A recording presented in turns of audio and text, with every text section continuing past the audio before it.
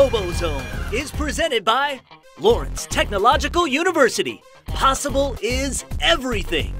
Toyota, let's go places. Fanuc America, innovative automation solutions. Hino Trucks, the fastest growing premier medium duty nameplate in the United States. And Operating Engineers 324, we keep Michigan running. It is time once again for the only show in the country that focuses solely on the sport of high school robotics. This is RoboZone. We're powered by Lawrence Technological University. Possible is everything. You're going to get a good look at the new engineering and robotics complex being built on campus. Another reason you need to give LTU a look. All right, we've got a great show ahead for you. We're telling you about the internship opportunities at one of the global leaders in advanced automation. Stephanie Funkhauser has some inside intelligence on team number 5053, the Lakers. And, of course, we've got great highlights from week 3 of the Michigan robotics season. Engage. Entering week 3 of Michigan district competition, we entered the experience phase. In week 3, we saw a total 119 teams come out to play Recycle Rush. 27 of those teams were playing for the second time already this season. Machine upgrades have been made, team strategies have improved, and drivers have honed their skills. We'll start off by looking at what went down at the Gull Lake District competition in Richland, Michigan, just north of Kalamazoo. We saw a healthy mix of East and West Side teams at Gull Lake, with 10 out of 40 teams playing for their second time this season. On Saturday morning, we saw a 104-84 victory by the Richland hometown team, 43-81 the Twisted Devils, Team 830 the Rat Pack, and Team 1677 the Quantum Ninjas. Immediately following in the next match, this score was topped by the trio of Team 3656, the Dexter Dreadbots, Team 3452, the Green Engineers from Berrien Springs, and Team 4409, Simplotics from Niles, putting up a big score of 112. Both of these high scores set these teams up for high final ranking positions at the end of the 80 qualifying rounds. The final rankings put the Twisted Devils in first place with a 72-point qualifying average. The Devils chose third-ranked Bloomfield Hills team 2834, the Bionic Blackhawks, as the #1 draft, rounding out their alliance of 3 with rookie team 5675, the Matawan Wired Cats. #2 ranked Green Engineers with their double-stacking robot went with the Dexter Drobots as their first choice, adding 5152 Alotobots as their third. We started with 40 teams. We are now down to 24. Off to the playoffs we went. In the quarterfinals, the underdog 8th-ranked combination of 1504, the Desperate Penguins, 1254 Tech Force, and 3641, the Flying Toasters, put up a quarterfinal high score of 91 points in match number 7, successfully scoring cap stacks of 3, 4, and 5 high, knocking the #3 Alliance out of the race and earning them a trip to the semifinals. In the semis, we saw past experience start paying off big. Just like last week, the #1 ranked Twisted Devils finishing as a finalist at the Kentwood District, while the #2 drafted Dreadbots finished as a finalist at Waterford on the very same day. Both teams have been to the finals once already this season, and this experience propelled both of these top alliances 1 and 2 to the district finals. Both groups wanted to land their first district win of the year, but there would be only one winner. In finals match 1, the #1 Red Alliance edged out Blue with a close 96-86 victory. In finals match 2, it was close once more, but the #1 Alliance prevailed with a 98-72 win over #2, finishing a stack of 6 and a stack of 5 for the Gull Lake District win. Blue Banners would go to the Red Alliance, but 4 of the 6 final teams at Gull Lake have now earned enough district ranking points to ensure they will move on to the state championship. This should pique the interest of all high school students interested in studying engineering and robotics at the university level. Lawrence Tech has undertaken an ambitious $55 million campaign to build the Taubman Complex, which will be home of the Marburger STEM Center. LTU is also upgrading the existing engineering building to provide a collaborative, high-tech learning environment for emerging technologies such as robotics, biomedical engineering, mechatronics, life sciences, and architectural engineering. Check it out.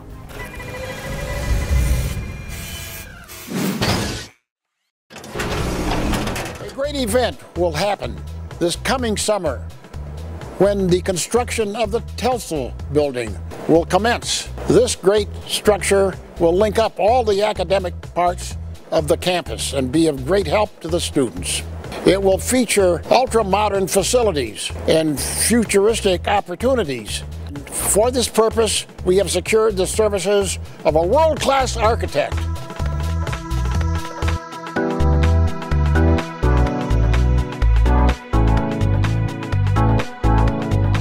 We looked at the master planning, and it has very much to do with supporting, slightly changing, but supporting the idea of the future growth of the campus, which is immense by the master plan.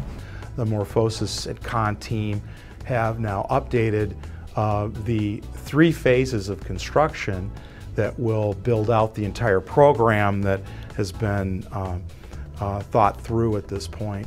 The first phase will be a connector likely that will bring the science building together with the School of Engineering. The idea that this building is part of the of a campus glue, if it's a connective tissue, that the connective tissue requires a different approach to its architecture. It celebrates the good things about the original Earl Pellerin design and makes it better, makes it that much better, and brings in kind of a modern cutting-edge attitude. This is the 21st century, and architecture and engineering, it's going to be a continual explosion of ideas and of methodologies, especially at the university level, which is at the forefront. We want to expand the programs where the world out there is hiring. Natural sciences areas, the robotics area, those are the areas that have growth. They have a technical requirement that needs to be met. There aren't many institutions in position to offer them near as ready as we are and will be with this new building. It accommodates all these kind of unknown futures, and it requires simplicity and flexibility. A place where people can meet, exchange ideas, faculty meeting students, students and students, different age groups of people, sharing their ideas, and one idea sparks another idea, sparks another idea. That's what this building can do for the future of Lawrence Tech. Its success will be that it services known and unanticipated academic needs in the next couple decades. And I think the unanticipated are huge. To learn more about robotics and all of the amazing programs offered at Lawrence Technological University, please visit ltu.edu and schedule a tour today. Coming up on RoboZone, Kiara Lancaster gives us another look at some exciting things happening at FANUC, one of the top robotics companies in the world. Then we head up to northern Michigan for the Traverse City competition on your home for high school robotics, RoboZone.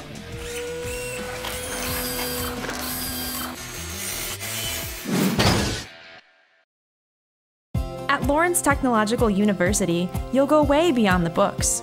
Professors with real-world experience deliver hands-on instruction in small classes, helping students land co-ops, internships, and research projects. By graduation, 80% of LTU students have jobs or plans to pursue master's degrees. And most Lawrence Tech grads earn more than their peers. So if you're ready to embrace your possibilities, we want you at LTU.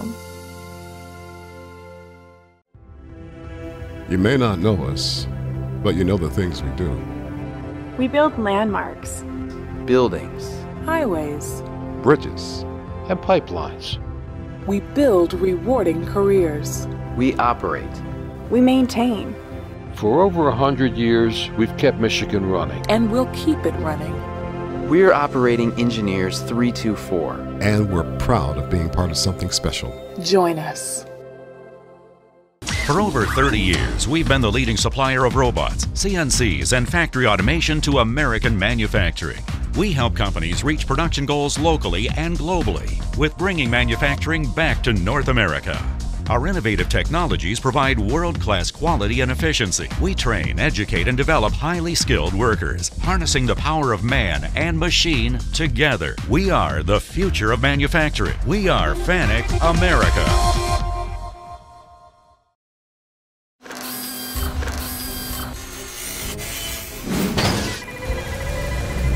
RoboZone fans. For the past few weeks, I've been showing you different paths and opportunities you can take after you graduate high school. Well, we're going to continue that trend this week as we take a look inside of FANUC America's internship program. FANUC is a global leader in advanced automation with 3 to 4 times more robots working in the industrial and manufacturing field than any other brand. So what aspiring engineer wouldn't want to intern here? Their internship program is open to anyone currently enrolled in college or recent college graduates. When a student comes here for internship, it's an evaluation both ways. We're looking at how they're doing, and they're looking at whether they want to do this for a life. So they get the work experience, but more importantly, they get to know whether they like it or not. There's no job as this is only for interns. It's what an engineers do, but they do it under guidance for some time. But as soon as they're able to do it on their own, we'll let them do it. FANUC engineer and Thunder Chicken mentor Ian Milne highly recommends an internship at FANUC. The interns are more or less what I'm doing. You know, it's not go sit at a desk and here's paperwork for you to file. It's very much what you'll see out in the field. You know, there's no really fluff work in it. Engineer Amanda Nixon interned with FANUC for 4 years before getting hired into the company, and she says her experience stands out among the rest. Here at FANUC, they would put me in a new department every time I came back. So every time I came back, it was kind of like I'm doing something completely new, completely different. Whereas everyone else, it's like they would come back from school and they're back doing the same thing they were before. Only 5 to 7 interns get accepted per semester at FANUC, but involvement in FIRST Robotics can give you an edge above the rest. Former FIRST student Jacob Gardner played for Groves High School Growbots, and he said his experience in FIRST Robotics got him where he is today. When I went to interview with FANUC, one of the things that they really liked is that I did robotics in high school and I had experience with it. So it made it a lot smoother, made it more likely that I was going to get a job in robotics, and now I work for North America's largest industrial robotics company. FANUC America is a great company to work for. The amount of difference in the tasks that I do from day to day is very, it keeps me on my feet and, ready to roll with any punches that might come. To apply for an internship, visit FANUCamerica.com. For RoboZone, I'm here, Lancaster. Time now to get back to the competitions. Week number 3 saw our first Up North action of the year. Traverse City High School had the distinct honor of being the host of the first ever FRC competition. That was 2009, and we've come a long way since then. Let's make our way to Traverse City. Here's Lauren.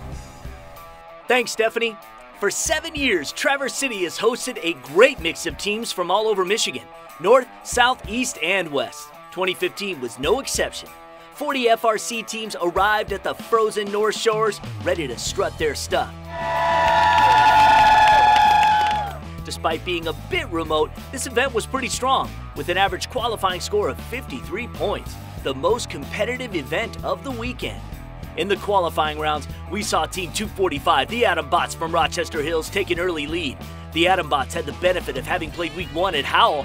They definitely used this experience to make improvements and up their game. Team 245 put up solid scores early on, and by their third trip to the field in match 17, they broke the 100 mark with a 106. High score of the weekend was set in match number 59 by the alliance of Atom Bots, Team 862 Lightning, and Team 4398 Imprimis Deo from Traverse City with a score of 130 points. They made up triple stacks of 4 and a 40-point co-op stack in the middle. Atom Bots were solidly in the lead at the conclusion of qualifying with a strong 83-point match average. Team Lightning 862 finished second. Hall of Fame Team 51 Wings of Fire were third, with 3767 Titan Robotics in fourth. In the draft, Atom Bots broke convention, choosing 6th-ranked 1711 Team Raptors from Traverse City as their first choice, adding Sheboygan's 5692 Cheap Bots as their third. Lightning Robotics selected 3688 the Sutton Bay Norsemen, along with Gaylord's 5183 Devil Bots to form the number 2 alliance. The Wings of Fire picked Team 3618 Petoskey Paladins and Team 3886 More Titans from Traverse City to join the third-ranked grouping. Going into the playoffs, we had some shakeups. The number 1 alliance took a strong lead in the quarters with a 98.5-point average in 2 rounds. The 8th-seeded alliance of 1596, the Instigators, 2474 Excel, and 5072 the Raiders took second, and the 7th-seeded team of 4391 BraveBots, 5086 the Cadillac Connectors, and 5110 the Elk Rapid Elks took fourth. After 2 rounds of playoffs, the number 3 and the number 4 alliances were both out of the race. 3, 2, 1, rush! Moving on to the semis, the number 1 alliance continue their dominance with scores over 100 points in all 3 semifinal matches for a 115-point average.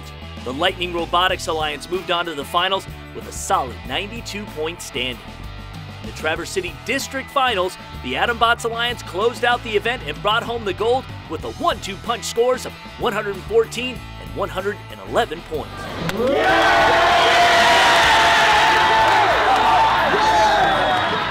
In the award ceremony, Atombots also won the coveted District Chairman's Award, putting the finishing touch on a great weekend for this great team from Rochester Hills.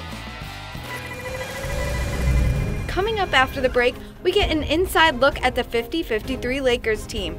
Then stay with us for highlights from the Woodhaven competition and some expert rankings from our very own Jim Zondag, here on RoboZone.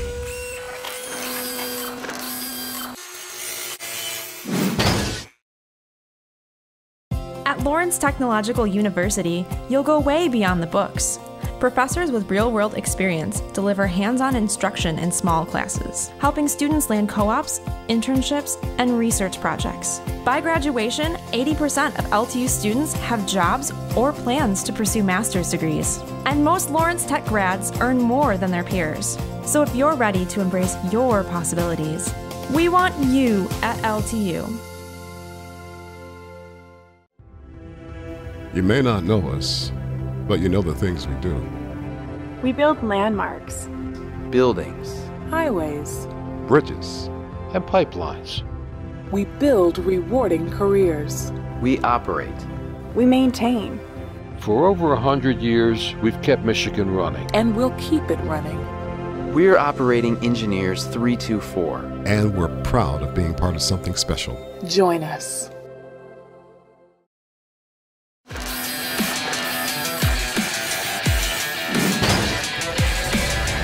Welcome back to RoboZone. I'm Lauren Plant. Always exciting to see a team make its first state championship, but to do it in their rookie year, that's extra special. And that's what Team 50-53, the Lakers from Our Lady of the Lakes in Waterford, did 1 year ago.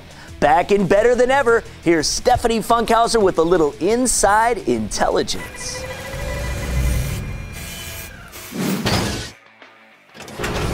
The 50-53 Lakers joined FRC last year as a rookie team looking to learn about the exciting world of robotics. What they found, however, is that being new to the competitions can be very difficult. As a rookie, it's tough. You're just thrown into everything. There's a rush your first time out. You really don't know what you're doing. It's like you've been thrown in and sink or swim, but there are so many supportive teams. And with the help of other veteran teams, the 50-53 Lakers turned into problem solvers and believers, making it all the way to the state championships. They advised them as the high-level teams to really, what to focus on. And the big thing was a couple times we were kind of stuck in going to them and say, what do you advise, or what do we, what are your options here? And they were able to quickly, this is the way to go, and that's a lot better than just spinning wheels trying to figure out what to do and stuff like that. The young team also won the Rookie Inspiration Award for their determination. Rookie Inspiration, when we won that award, we were shocked. It was a pretty amazing thing for us. We came in as a young team and had expectations for ourselves that we would just go out and learn. But to be an inspiration, we thought that was a pretty amazing thing. But what does the 50-53 Lakers love most about their team and the competitions? The best part of the competitions is the music. That's what I have to say. I love it here. It's so much fun. There's a place for everybody here. There's programming team, build team, design, certainly prototyping. Everybody's done a little bit of everything, and because we're such a small team, everybody has the ability to do something. I'm with my friends. There's also people from other schools with us, so it's like a little organization for us between schools and friends. So it's like a family. We have some veterans kids, know what to expect, and excited for the kids to see if they can get themselves to return to state championships again. Our final event of the week took us downriver to Woodhaven High School in Brownstown Township. It was a who's who of legendary robotics teams going at it. Woodhaven is one of the new expansion events, and Lauren has all the highlights. Lots of great teams came out to Woodhaven High School, including Team 27 Rush from Clarkston, Team 469 the Los Gorillas from Bloomfield Hills, 3322 Eagle Imperium from Ann Arbor, and 3539 the Biting Bulldogs from Romeo. But the big news at Woodhaven was Team 1023, the Bedford Express. Bedford came out strong in Week 1 at Southfield, seeding in second place and winning the event. Bedford went home and made some significant upgrades. Their lift is faster, they added a new container grabber, and best of all, they added a doghouse. Right off the bat, Bedford Express came out swinging, putting up scores higher than anything they had done just 2 weeks before at Southfield. This set the tone. 8 out of Bedford's 12 qualifiers scored over 100 points.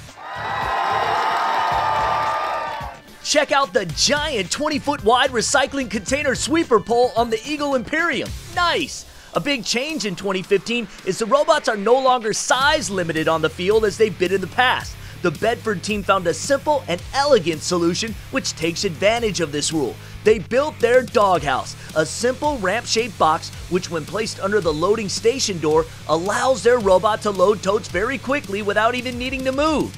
By attaching the doghouse to the robot with a rope, the Bedford robot is still technically all one piece and thus is legal under the game rules. This simple and effective idea was the key to the Bedford success at Woodhaven.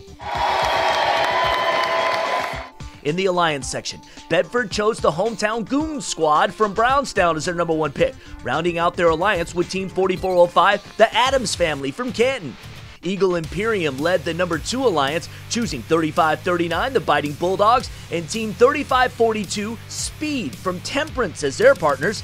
Team Rush was captain #3, inviting teams 469 Los Gorillas and 5263 the Robo Bucks from Riverview to join them in the playoffs. The #1 alliance meshed well together, and the Goon Squad built a second tethered ramp over the lunch break and attached it to their robot, just as Bedford had done. With both teams scoring faster than ever, they easily led the pack with scores of 134 and 130 in both their quarterfinal rounds. But the Los Gorillas decided to fight fire with fire. Team 469 also built a ramp for themselves, increasing their scoring speed and propelling the #3 alliance into the second spot in the quarters with an 84-point match average. Alliances 1, 2, 3, and 4 moved on. In the semis, we saw Alliance #1 again set a record with a combined 143-point average. The battle for second place was fierce, with the #3 alliance led by Team Rush coming out just 7 points above the #4 alliance of the Team Trobots, the Pi High Samurai, and the Livonia Warriors. RoboZone! RoboZone! RoboZone! The playoff finals between Alliances 1 and 3 were well played, but the #3 trio were no match for the dominance of Red #1 Alliance. Bedford and the Goon Squad closed out the event with 2 huge wins, including a new Michigan Recycle Rush high score of 184 points in finals #1.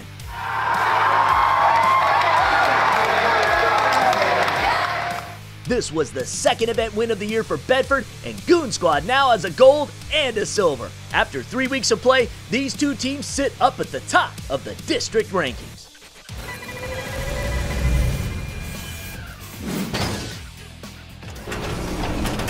I'm Jim Zondag, back in Control Command. One thing we've learned, it pays to be #1. We are now halfway through the 2015 district events, with 9 out of 18 events already played. 307 of our 346 Michigan FRC teams, almost 90%, have played at least once so far this season, and 50 teams have now played both of their official district tournaments. We have at least 30 teams who have earned enough district ranking points to guarantee an invitation to the 2015 Michigan State Championship. With a total of 102 spots available, the competition to earn one of the remaining openings will be fierce in the weeks to come.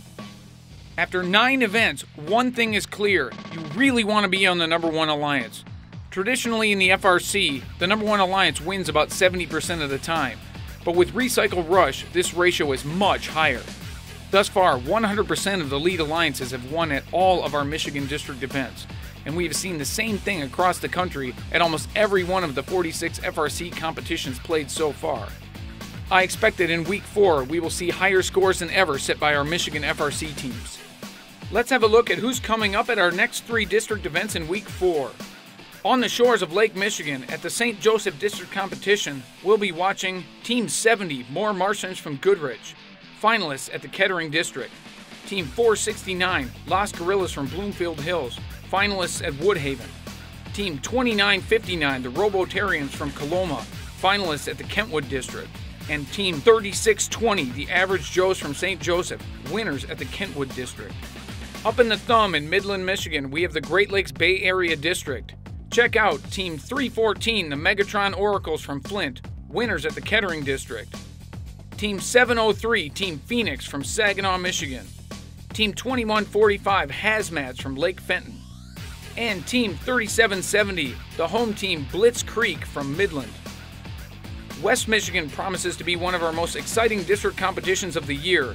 Top teams include Team 1918, NC Gears from Fremont. Team 2054, Tech Bikes from Hopkins, winners at Kentwood. Team 2137, Torque from Oxford, winners at Waterford District. And Team 4003, Trisonics from Allendale, finalists at the Howell District. Now let's take a look at this week's RoboZone rankings. Here are the top 5 teams in Michigan. At number 5, we have Team 1025, Impies from Ferndale. At number 4, we have Team 314, the Megatron Oracles from Flint. In our number 3 spot, we have Team 3604, the Goon Squad from Brownstown. In our number 2 position, we have Hall of Fame Team 67, the Hot Team from Milford. And our number 1 ranked team, our first double event winner of 2015, Team 1023, the Bedford Express from Temperance, with a 115-point average qualifying score and an OPR of 86 points.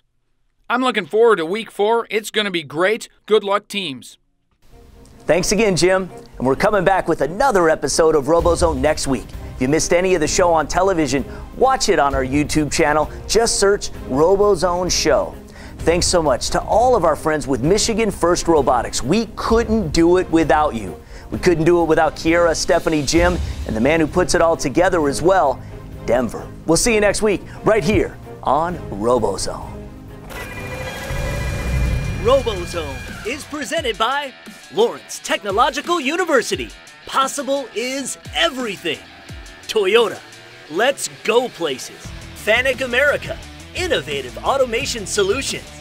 Hino Trucks, the fastest growing premier medium duty nameplate in the United States. And Operating Engineers 324, we keep Michigan running.